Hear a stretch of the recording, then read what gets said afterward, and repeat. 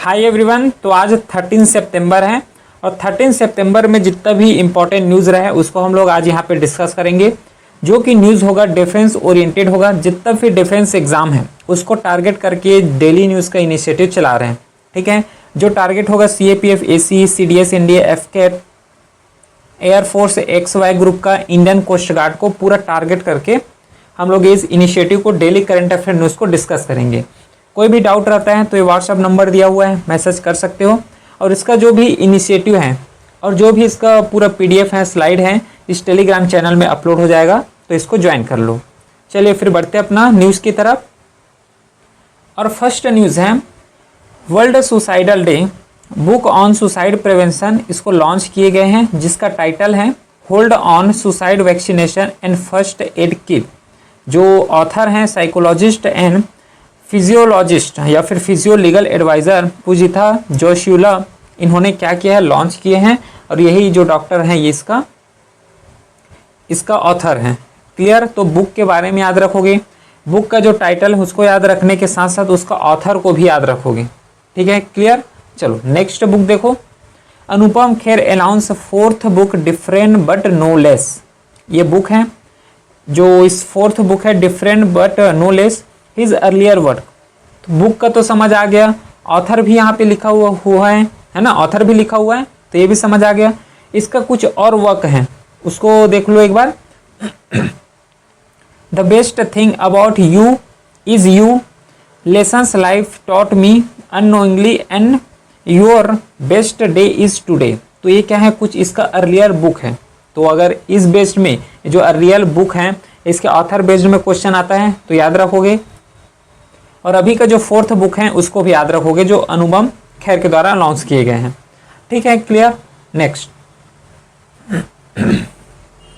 Next news है लनखोंग पूजा festival जो celebrate किए जाते हैं तिवा ट्राइब। तिवा ट्राइब कहाँ से रिलेटेड है? ये असम से रिलेटेड होता है। ठीक है, तो क्या है ये ट्राइब, ये जो लखोंग पूजा है क्या, ये एक हार्वेस्ट फेस्टिवल है ऑफ तिवा। जो अर्लियर इसका नेम थे, जो तिवा अर्लियर इसको क्या बोले जाते थे, लालुंग बोले जाते थे, जो कि असम का एक प्रीडोमिनेटली ट्राइब है। It is perform to seek blessing for god rabi crop. और ये हार्वेस्ट क्रॉप है। ठीक है, रबी क्रॉप में जो हार्वेस्ट क्रॉप होता है उसमें है, जब पूरा धान वान या फिर जितना भी रबी क्रॉप है वो उग जाए, फल फूल हो जाए, तो उसको जब हार्वेस्ट करते हैं उस फेस्टिवल में इसको सेलिब्रेट किए जाते हैं। Ritual include offering to deity for crop protection prosperity. इससे रिचुअल का है जो कि ऑफर करते हैं इसको। Celebrate as a socio religious tribal tradition है असम का। सोशियो रिलीजियस कैसे, सोशियो जो रिलीजन है उससे रिलेटेड है, क्योंकि जब फेस्टिवल होगा तो सब एक दूसरे के पास आएंगे, कल्चरल एक्सचेंज होगा, है ना, सोसाइटल मेल मिलाप होगा।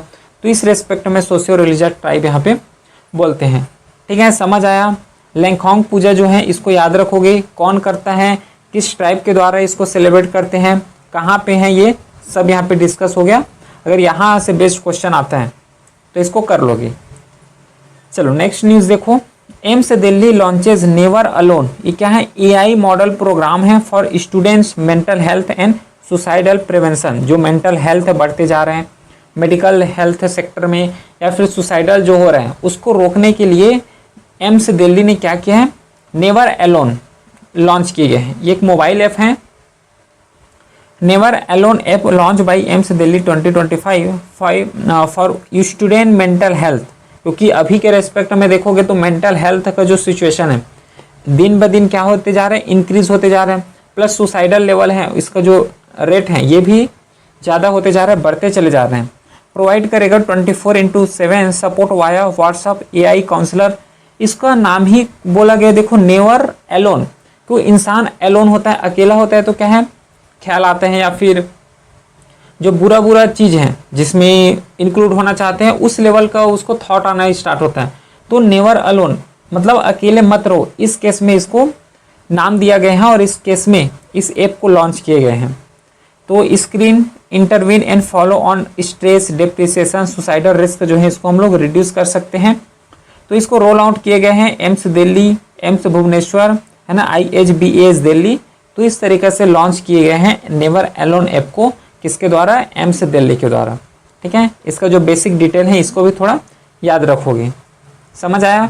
चलो नेक्स्ट देखो, आदि संस्कृति ये वर्ल्ड का फर्स्ट डिजिटल ट्राइबल यूनिवर्सिटी है, ठीक है, और इसमें 3 कंपोनेंट हैं, एक है आदि विश्वविद्यालय और आदि संपदा और एक आदि हाट। ये क्या होता है, सब 1 बाय 1 करके इसको हम लोग कवर करते हैं। Ministry of tribal affairs launch बेटा वर्जन ऑफ आदि संस्कृति, a digital learning platform for tribal art form. Tribal को अपलिफ्टमेंट करने के लिए, ट्राइबल को एम्पावरमेंट करने के लिए और ट्राइबल कल्चर को पूरा प्रिजर्व करने के लिए इसे लॉन्च किया गया है। Recently the ministry of tribal affairs unveiled beta version of Adi Sanskriti at Bharat Mandapam New Delhi during the national conference on Adi Karmayogi Abhiyan. ठीक है, it is a pioneer digital learning platform for tribal art form, preserving heritage, enabling livelihood and connecting India tribal communities with world. क्योंकि देखो India का tribal है, अगर world के साथ जितना भी ट्राइबल उससे कनेक्ट करना चाहे तो एक डिजिटल प्लेटफॉर्म यहाँ पे एक्सेस हो जाता है, ईज ऑफ डूइंग हो जाएगा इस रेस्पेक्ट में। ये तो अपना कल्चर, लैंग्वेज, स्क्रिप्ट हर को प्रिजर्व कर पाएंगे हर चीज़ को, लेकिन जो दूसरा जो होता है ना कि ट्राइबल के प्रति जो एक सेंटिमेंट होता है उसके कल्चर को जानने का, उसके लैंग्वेज को जानने का, तो ये भी एक प्रोग्राम जो है या फिर ये भी एक प्लेटफॉर्म प्रोवाइड करने वाले हैं। जो नॉन ट्राइबल पीपल हैं अगर वो जानना चाहते हैं तो ये भी एक प्लेटफॉर्म है जो कि बूस्ट होगा। इसका जो ऑब्जेक्टिव है, it is a envision at the world first digital university to preserve and promote the culture and traditional knowledge of tribal communities, जो ट्राइबल कम्युनिटीज़ हैं उसका। It is a function as an online marketplace for world to access product made by tribal artisan. तो यहाँ पे ये ऐसा भी यहाँ पे एक्सेस दिए गए हैं कि अगर आपका जो ट्राइबल एरिया से रिलेटेड कुछ भी जो प्रोडक्ट हैं उसको यहाँ पे सेल भी कर सकते हो। और इसका ऑब्जेक्टिव तो यही है कि कल्चर को प्रिजर्व करना, लैंग्वेज, स्क्रिप्ट, रिचुअल, फेस्टिवल सबको प्रिजर्व करके रखना, इसका एक मेन ऑब्जेक्टिव है। द प्लेटफॉर्म इंटीग्रेट, जैसे पहले ही बताया, 3 ही इसमें क्या है मेजर कंपोनेंट है। एक है आदि विश्वविद्यालय जिसे बोलेंगे digital tribal art academy. It is currently offering 45 immerse courses on tribal dance, painting, craft, music और एक होता है फॉकलोर या फिर फॉक डांस जो है। तो ये आदि विश्वविद्यालय है, ये सब चीज़ क्या है कोर्स ऑफर करेगा, क्योंकि विश्वविद्यालय है तो नाम से उसको समझ लोगे कि कोर्सेज ऑफर करेंगे यहाँ पे, जो कि 45 कोर्सेज एट रिसेंटली ऑफर्ड हैं। फिर दूसरा है आदि संपदा, ये सेकंड कंपोनेंट है जो सोशियो कल्चर को रिपोजिटरी करेंगे। आदि संपदा से क्या होगा, जितना भी सोसाइटल उसमें रिचुअल्स हैं, जितना भी उसका कल्चर है, फेस्टिवल है, उसको रिस्टोर करने का काम कौन करेंगे, आदि संपदा, जो कि it is a collection of 5000 curated document across 5 theme covering painting, dance, clothing and textile, artifact and livelihood. इन सब चीज़ को यहाँ पे कवर करने वाले हैं। देखो आदि विश्वविद्यालय यहाँ पे टीचिंग होगा, आदि जो संपदा है यहाँ पे क्या होगा, पूरे जो culture, language, painting, dance, cloth, इस सब को क्या करने वाले हैं, रिस्टोर करने वाले हैं। हो गया कंपोनेंट। अलग कंपोनेंट जो है अगला वो है आदि हाट। इसमें क्या होगा, ऑनलाइन मार्केट प्लेस। लिंक कर पा रहे हो, इसका जो 3 कंपोनेंट है, इसमें कोर्स दे रहे हो, यहाँ पे प्रिजर्व कर रहे हो पेंटिंग वेंटिंग को, फिर यहाँ पे आदि हाट में मार्केट प्लेस दे रहे हो कि जो भी पेंटिंग कर रहे हो या फिर जो भी ट्राइबल कल्चर से रिलेटेड है उसको यहाँ पे प्लेस कर सकते हो, मार्केट प्लेस में सेल कर सकते हो। It is currently linked with TRIFED. This will involve into a dedicated online platform for tribal artisan, enabling sustainable livelihood and direct consumer access यहाँ से हो पाएगा। जब ये लोग अपना मार्केट प्लेस में सेल करेंगे तो क्या है, इसका इकोनॉमिक भी ऑटोमेटिकली बूस्ट हो जाएगा, किसका, ट्राइबल लोगों का। It is being build in close partnership with state tribal research institute. ये पार्टनरशिप हुआ है, पार्टनरशिप के रेस्पेक्ट में इसको लॉन्च किए गए हैं, स्टेट ट्राइबल रिसर्च इंस्टीट्यूट के साथ पार्टनरशिप किए हैं। जो इन्वॉल्व स्टेट है फर्स्ट स्टेट में, तो ये जो फर्स्ट फेज में, तो ऐसा स्टेट यहाँ पे दिखेगा जो कि क्या है, थोड़ा अंडर डेवलप है। कुछ जैसे कि महाराष्ट्र हो गया, थोड़ा डेवलप स्टेट है, लेकिन मोस्टली जो है स्टेट यहाँ पे मिलेगा, उस स्टेट मिलेगा जहाँ ज़्यादा से ज़्यादा ट्राइबल पॉपुलेशन रहते हैं, है ना। ज़्यादा से ज़्यादा जो है अंडर डेवलप बोल सकते हो, या फिर बेस्ट यहाँ पे टर्म डिफाइन करोगे तो ज़्यादा से ज़्यादा ट्राइबल पॉपुलेशन रहते हैं। जैसे आंध्र प्रदेश हो गया, असम, बिहार, छत्तीसगढ़, गोवा, गुजरात, केरला, मध्य प्रदेश, देखो यहाँ पे डेवलप तो भी है, गुजरात भी एक डेवलप है अपने आप में, गोवा भी डेवलप है, लेकिन यहाँ पे जो ट्राइबल पॉपुलेशन है उस रेस्पेक्ट में ये पूरा फेज को स्टार्ट करेंगे। ठीक है, क्लियर, समझ आ गया। फिर अगला है दिग्विजय दिवस। ये क्या है, कल के करंट अफेयर्स में कवर होना था, ये छूट गया था, तो आज कवर कर लेते हैं। दिग्विजय दिवस इज सेलिब्रेटेड 11 सितंबर हर साल। It mark Swami Vivekananda speech at the world first parliament of religion, जो शिकागो में हुआ था 1893 में, जो कि बहुत फेमस ये है स्पीच है। तो उसी को मेमोरेट करने या फिर उसी को याद करने के रेस्पेक्ट में दिग्विजय दिवस हम लोग सेलिब्रेट किया करते हैं हर साल 11 सितंबर को। His address begin with sisters and brothers और अमेरिका। बाकी लोग क्या करते थे, जैसे कि वहाँ बाकी कंट्री के लोग आए थे, लेडीज एंड जेंटलमैन ऐसे करके स्टार्ट करते थे अपना स्पीच। लेकिन जो इंडिया की तरफ से गए थे स्वामी विवेकानंद, इन्होंने अपना स्पीच जो है कैसे स्टार्ट किया, sisters and brothers of America.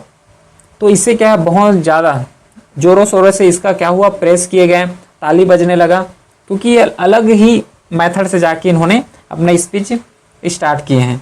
They highlight India spiritual heritage, universal brotherhood and the religious harmony. इसको हाईलाइट करने ही वाले हैं, क्योंकि ये जब वर्ड बोल रहे हो सिस्टर्स एंड ब्रदर, तो क्या है, एक हार्मोनी को डिफाइन करता है, एक कंट्री टू कंट्री क्या है, एक ब्रदरहुड सिस्टरहुड को यहाँ पे डिफाइन करता है।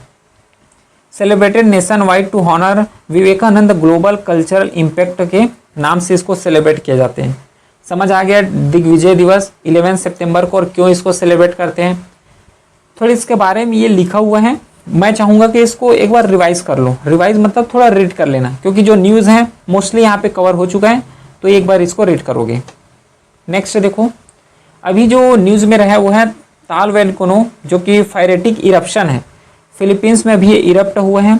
लोकेशन देख लो कहाँ है, देखो ये एशिया है, इसके बगल में क्या ये इंडिया है, तो इंडिया के जस्ट कनेक्ट हुए साउथ एशियन नेशन जो है ना, जैसे कि Thailand, Laos, Vietnam, Cambodia, South China Sea के जस्ट ईस्ट साइड में है फिलीपींस, और फिलीपींस में जो है ताल वोल्केनो जो है इरप्ट हुआ है।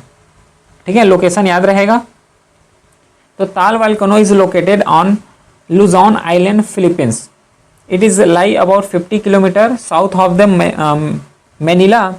मैनिला में it is the second most active volcano in Philippines. याद रखोगे, सेकंड मोस्ट एक्टिव वोल्केनो है, situated in lake filled caldera lake में। अब ये सब क्या है, बहुत टर्म आ रहा है यहाँ पे, तो जब हम लोग जियोग्राफी पढ़ेंगे तो यहाँ पे सब चीज़ टर्म क्लियर हो जाएगा, लेकिन जस्ट एज अ नॉलेज के लिए इसको याद रखोगे। ये कॉम्प्लेक्स वोल्केनो है with a crater lake inside, और यहाँ पे जो मेजर इरप्शन हुआ था जनवरी 2020 में इरप्शन हुआ था, कहाँ पे, फिलीपींस में, जिसमें वाइड स्प्रेड एसफॉल मैनिला में देखने को मिला है। ठीक है, जो ये ताल वोल्केनो है ये कौन सा है, फेरेटिक इरप्शन है। क्या होता है फेरेटिक इरप्शन, एक स्ट्रीम ड्राइवन वोल्केनिक है, वोल्केनिक इरप्शन होता है। जैसे कि नीचे मगमा है, एस्थेनोस्फीयर में पूरा मगमा है, तो मगमा क्या है, जैसे हॉट होते चले जाते हैं तो एकदम एक्सप्लोसिव। ठीक है, कई वोल्केनो ऐसा होता है कि धीरे से फटता है, कोई वोल्केनो ऐसा होता है कि बहुत ज़्यादा एक्सप्लोसिव होता है, बहुत ज़्यादा आवाज़ के साथ क्या है इमर्ज होता है। तो क्या हॉट मगमा के साथ यहाँ पे लावा रॉक जो है पूरा अंडरग्राउंड के साथ ऊपर इरप्शन में आते हैं, प्रोड्यूस क्या क्या करते हैं, स्ट्रीम एस को भी पूरा रॉक फ्रेगमेंट पूरा क्या हो जाता है, बाहर आ जाता है। बट लिटिल और no fresh magma usually sudden and unpredictable होता है। जो फ्रेटिक इरप्शन होता है इसका फीचर से बता रहा हूँ। ठीक है, यहाँ से पूरा जो हॉट मगमा है, लावा है, पूरा रॉक के फॉर्म में, रॉक फ्रेगमेंटेशन, स्ट्रीम, फिर एसएस के फॉर्म में बाहर आता है। ये सडनली होता है, अनप्रिडिक्टेबल होता है। जो फ्रेटिक इरप्शन होता है ये अनप्रिडिक्टेबल है, इसको प्रिडिक्ट भी नहीं कर सकते और सडनली हो जाते हैं। जो एग्जाम्पल अभी हम लोग समझे हैं ताल वोल्केनो। क्लियर, चलो अगला देखो। India first 3D air surveillance radar 3D ASR commission किए गए हैं by Indian navy abroad on warship. इसका जो नेम है याद रखोगे लांजा एन है। ठीक है, Lanza N is a 3D naval air surveillance radar है। ये डेवलप किए गए हैं इंद्र, जो कि बाई इंद्र स्पेन बेस्ड ये कंपनी है। को produce in India by Tata advance system limited जो है। तो इंडिया और स्पेन का जो कंपनी है वो इंद्र है, और जो इंडिया की कंपनी है टाटा एडवांस लिमिटेड है, इन दोनों ने को प्रोड्यूस किए हैं, को डेवलपमेंट या फिर कॉपरेशन के थ्रू इसको डेवलप किए गए हैं। डिटेक्ट कर सकते हैं ये air and surface target including drone, fighters, missiles, इसको या क्या कर सकते हैं, ये डिटेक्ट कर सकते हैं। और इसमें एक खास बात है कि एयर के थ्रू तो करते हैं, है ना, मोस्टली जो है जो रडार है कर लेते हैं, लेकिन ये सरफेस बेस्ड जो टारगेट करते हैं इसको भी डिटेक्ट कर लेंगे। India order 23 sea borne radar deliver in till 2029 तक ये डिलीवर हो जाएगा। First launcher and radar install on Indian Navy warship in September 2025। तो जो पहला होने वाला है, देखो 23 सी बॉर्न रडार जो है 2019 तक कमीशन होगा, 2019 तक डिलीवर हो जाएगा, लेकिन 23 पूरा टोटल, लेकिन जो एक है पहला जो है वो सितंबर 2025 को यहाँ पे कमीशन हो जाएगा, और सितंबर ही चल रहा है तो कमीशन हो गया है। क्लियर है क्या, समझ आया? चलो अगला बढ़ो। Next news, attention employers and ensure pension, ESIC launches new amnesty scheme. किसने लॉन्च किया है? ESIC ने एमनेस्टी स्कीम लॉन्च किए गए हैं। ESIC launches SPREE and amnesty scheme, दो स्कीम इन्होंने लॉन्च किए हैं। तो the employee state insurance corporation, इसका फुल फॉर्म है ESIC का, introduce two key scheme in 2025 to expand social security coverage and ease compliance for industry के respect से इन्होंने दो स्कीम लॉन्च किए गए हैं। एक होता है स्प्री 2025 और दूसरा है एमनेस्टी स्कीम 2025।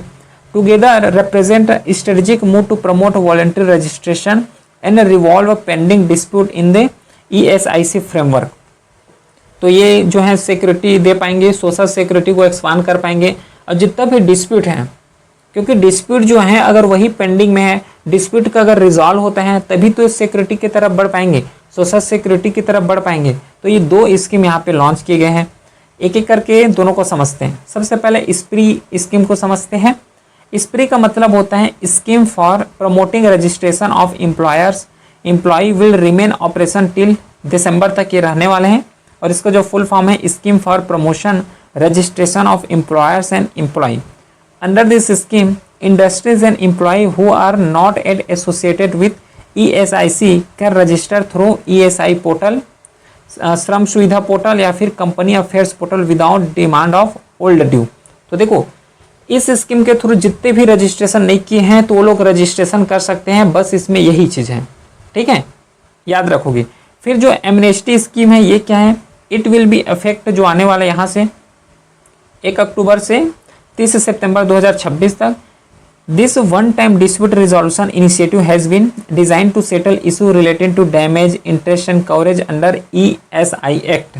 तो क्लियर ये समझो, इस एक्ट के थ्रू रजिस्ट्रेशन करोगे, और जिसने भी रजिस्ट्रेशन कर लिए हैं जो कि 31 दिसंबर 2025 तक जाएगा, रजिस्ट्रेशन हो गया, उसके बाद 1 अक्टूबर 2025 से 30 सितंबर 2026 तक इसका क्या होगा? डिस्प्यूट का रिजोल्यूशन होगा।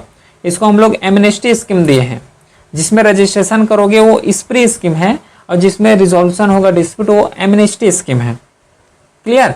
तो अगर डैमेज हुआ है, अगर इंटरेस्ट के रिस्पेक्ट में कोई भी इशू है या फिर कवरेज के रिस्पेक्ट में कोई इशू है, तो इसमें डिस्प्यूट का क्या होगा? रिजॉल्व होगा। बस ये न्यूज़ है इसमें, ठीक है, समझ आया? चलो अगला देखो, next news. India first overseas Atal innovation centre launch कर दिए गए हैं। तो Dharmendra Pradhan launches first overseas Atal innovation centre in UAE। तो union minister of India inaugurated first overseas Atal innovation centre at IIT Delhi, जो है अबू धाबी जो कैंपस है UAE का। तो premier innovation hub establish outside India under the Atal innovation mission. क्या है ये? इसे लॉन्च करने वाले हैं, लॉन्च किए गए हैं सितंबर 2025 में। कहाँ से? IIT Delhi Abu Dhabi campus. क्योंकि अभी एक न्यूज़ ऐसा आया था कि इंडिया जो है दूसरे कंट्री में या फिर दूसरे कंट्री के लोग जो हैं इंडिया में आके अपना कैंपस ऑपरेट कर सकते हैं। तो सेम रेस्पेक्ट में जो IIT दिल्ली है इन्होंने अबू धाबी में अपना कैंपस इस्टेब्लिश किए हैं। तो उसी के रेस्पेक्ट में अटल इनोवेशन जो मिशन है इसको लॉन्च किया है, ठीक है। क्या है इसका ऑब्जेक्टिव? होगा क्या? ये प्रमोट करने वाले इनोवेशन को, research and entrepreneurship among students and youth professional के बीच ये लोग क्या करेंगे? प्रमोट करेंगे, जिससे स्ट्रेंथन होगा इंडिया UAE जो UAE कोलैबोरेशन है, चाहे एजुकेशन के रेस्पेक्ट में बोलो, सस्टेनेबिलिटी के रेस्पेक्ट में बोलो, या फिर टेक्नोलॉजी ड्राइवन सॉल्यूशन है इसके रेस्पेक्ट में। क्योंकि ये सोचो, इंडिया का स्टूडेंट अगर यूएई में पढ़ रहे हैं और यूएई में जो पढ़ के वहाँ पे रिसर्च कर रहे हैं, तो रिसर्च करेंगे तो अपने ही कंट्री के साथ थोड़ा ना करेंगे, वहाँ यूएई के साथ जो भी स्टूडेंट होगा उसके साथ रिसर्च होगा। तो दोनों के बीच क्या होगा, एक टेक्नोलॉजी का ट्रांसफ़र होगा। कोई भी टेक्नोलॉजी अगर डेवलप कर रहे हैं तो वहाँ टेक्नोलॉजी का ट्रांसफ़र होगा, एडवांस जो है उसमें ट्रांसफ़र होगा, प्लस एजुकेशन का कोलैबोरेशन होगा। तो जब ये सब चीज़ होगा तो ऑटोमेटिकली इंडिया यूएई का जो है स्ट्रेंथन होगा रिलेशनशिप। समझ रहे हो? तो ये जो है मेजर ऑब्जेक्टिव यहाँ पे हैं।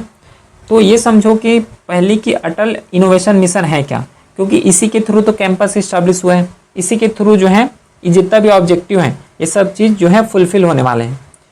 ये एक flexible initiative of government of India to create a culture of innovation and entrepreneurship. तो गवर्नमेंट की तरफ से एक इनिशिएटिव है जिससे इनोवेशन को प्रमोट कर सकें, एंटरप्रेन्योरशिप को प्रमोट कर सकें, जिसे लॉन्च किए गए हैं नीति आयोग के द्वारा 2016 में। जो इसका एम है to develop a innovation driven ecosystem in school, universities and industry. ठीक है, समझ आया? इसका जो मेन एम है कि डेवलप कर सके इनोवेशन। अब ये इनोवेशन हर फील्ड में हो सकता है, चाहे टेक्नोलॉजी के फील्ड में हो सकता है, चाहे एजुकेशन के फील्ड में हो सकता है, चाहे हेल्थ के फील्ड में हो सकता है। ठीक है, तो इकोसिस्टम यहाँ पे ड्राइवन करना है, कहाँ पे? स्कूल्स, यूनिवर्सिटी एंड इंडस्ट्रीज के रेस्पेक्ट में। फिर एक आता है जो इसका की फीचर है, अटल थिंकरिंग लैब। इसे सेटअप लैब जो है सेटअप किए गए हैं schools for students 6 to 12 to learn robotics, है ना, 3D प्रिंटिंग, इलेक्ट्रॉनिक्स। तो इसको बूस्ट करने के लिए, क्योंकि यहाँ पे बोला ही गया है स्कूल के लिए इनोवेशन लाएंगे, है ना, इनोवेशन जो है इकोसिस्टम डेवलप करेंगे स्कूल, यूनिवर्सिटी। तो करोगे कैसे? तो इसके लिए लॉन्च किए गए हैं क्या, अटल थिंकरिंग लैब, जिसके थ्रू क्या कर सकते हैं स्टूडेंट जो है रोबोटिक्स सीख सकते हैं, 3D प्रिंटिंग सीख सकते हैं, इलेक्ट्रॉनिक्स से रिलेटेड जितना भी गैजेट है उसको सीख सकते हैं, लर्न कर सकते हैं। समझ आया? चलो अगला देखो news. Larry Ellison surpasses Elon Musk as a world richest. तो इसको जस्ट वन लाइनर फैक्ट में याद रखोगे बस। इलिशॉन है ना, इलिशॉन है, इन्होंने सरपास कर दिया गया है इलॉन मस्क को, इलॉन मस्क से आगे चला गया है एज अ रिचनेस के रेस्पेक्ट में। ठीक है, नेक्स्ट अभी जो एक न्यूज़ में रहा है वो है reunion island. Ships of Indian navy first training squadron NIS तीर and ICGS Sarathi arrive in reunion island. तो INS तीर और ICGS सारथी जो है कहाँ पे पहुँचा है? रीयूनियन आइलैंड में। तो कहाँ है ये रीयूनियन आइलैंड? तो ये देखो यहाँ पे मेडागास्कर है, ये अफ्रीकन कंट्री में आएगा। ठीक है, अफ्रीकन कंट्री में मेडागास्कर है। मेडागास्कर के जस्ट ईस्ट साइड में कौन सा है? मॉरिशस। मॉरिशस के पास ही में क्या मिलेगा? रीयूनियन मिलेगा। और रीयूनियन जो है फ्रांस का टेरिटरी है, याद रखोगे। मेडागास्कर के पास है तो मेडागास्कर का टेरिटरी है, ऐसा क्वेश्चन में अगर आता है तो गलत करना। ठीक है, ये फ्रांस का टेरिटरी है, इंडियन ओशन यहाँ पे है, तो इंडियन ओशन के जस्ट नीचे हम लोग इसको कंसिडर कर सकते हैं। ठीक है, समझ आया? चलो फिर देखो, while INS Shardul reached Port Louis Mauritius recently as a part of their long range training deployment in south west Indian Ocean, जो इंडियन ओशन रीजन है वहाँ के रेस्पेक्ट में। तो रीयूनियन का लोकेशन समझ आ गया। फिर INS तीर, ICGS सारथी, ये जो है रीयूनियन में पहुँचे हुए हैं। It is a French island, ये देखो यहाँ पे लिखा हुआ है, it is a French island in the western Indian Ocean. It is about 680 kilometre east of Madagascar and 180 kilometre south west of Mauritius. The capital is Saint Denis on the northern eastern coast में इसका जो capital है ये भी situated है। Capital भी याद रखोगे, इसका कैपिटल है सेंट डेनिस। समझ आ गया? अगला न्यूज़, ये जो न्यूज़ है ना केवल डिफेंस एग्जाम को टारगेट करके बनाया है, मतलब डिफेंस में किस टाइप के क्वेश्चन पूछ सकते हैं उस रेस्पेक्ट में बनाए हैं। चलो देखो अगला न्यूज़। ICC जो इंटरनेशनल क्रिकेट काउंसिल है launches win to win campaign for the women World Cup 2025। याद रखोगे, विन टू विन लॉन्च किया गया है इंटरनेशनल क्रिकेट काउंसिल के द्वारा। फ्लेक्सिब win to win campaign for the ICC women cricket World Cup 2025। The campaign celebrate the journey of resilient belief and transformation that define women's cricket. तो women's cricket को promote करने के लिए launch किए गए हैं। समझ आ गया? चलो अगला देखो, रक्षा मंत्री Shri Rajnath Singh virtually flag of किए हैं ट्राइलेटरल जो वुमेन सरकम नेविगेशन है सेलिंग, जिससे वुमेन को एम्पावरमेंट कर सके डिफेंस के रेस्पेक्ट में, ठीक है, वुमेन का पार्टिसिपेशन ज़्यादा हो डिफेंस में, इस रेस्पेक्ट में लॉन्च किए गए हैं समुद्र प्रदक्षिणा, ठीक है, जो ट्राइलेटरल सर्विस है।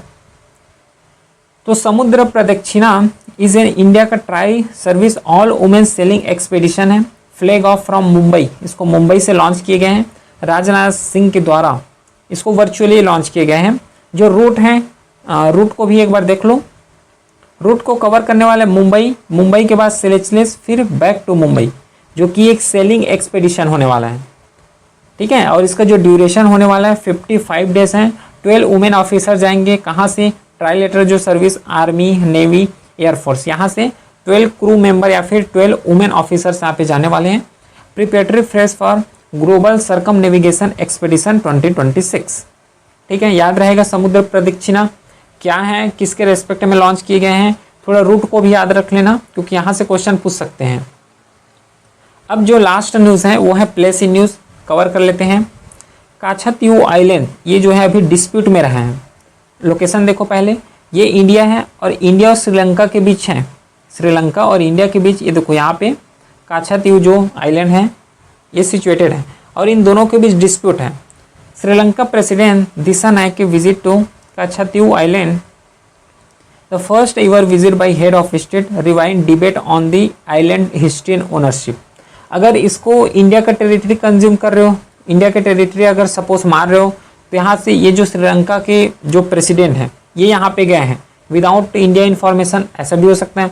तो थोड़ा डिस्प्यूट में रहे हैं, क्या है पहले ये देख लेते हैं, फिर क्या दिक्कत हो रहा है डिस्प्यूट, इसके रेस्पेक्ट में बात करेंगे। स्मॉल अनइनहेबिटेड यहाँ पे कोई रहता नहीं है, आइलैंड ऑफ अबाउट 285 एकड़ इन पाक स्टेट, पाक स्टेट यहीं पे पड़ता है, ठीक है, पाक स्टेट देखो यही है पाक स्टेट। 33 नॉटिकल माइल्स फ्रॉम जफरॉन जो श्रीलंका है, एंड क्लोज टू रामानाथापुरम जो तमिलनाडु है उसके क्लोज में है। हिस्ट्री अगर देखा जाओगे तो once under the raja of Ramnad, later became dispute during British rule, तो इसको अगर देखोगे तो ब्रिटिश समय से ही ये डिस्प्यूट में रहा है। तो यहाँ पे एग्रीमेंट भी हुआ है अंडर 1974 एंड द 1976 पीस।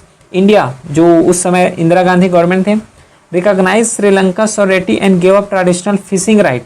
देखो इसको रिकॉग्नाइज किए गए हैं इंदिरा गांधी गवर्नमेंट के समय कि ये जो टेरिटरी होगा ये श्रीलंका का टेरिटरी होगा जिसमें सॉवरेनिटी दिए गए हैं श्रीलंका का, लेकिन इन्होंने इंडिया के रेस्पेक्ट में बोला गया है कि फिशिंग का यहाँ पे राइट है कि फिशिंग कर सकते हो क्योंकि समुद्र एरिया है ना, पूरा ओशियन है, तो यहाँ पे फिशिंग तो होगा ही होगा, ठीक है, नॉर्मली फिशिंग ही होगा।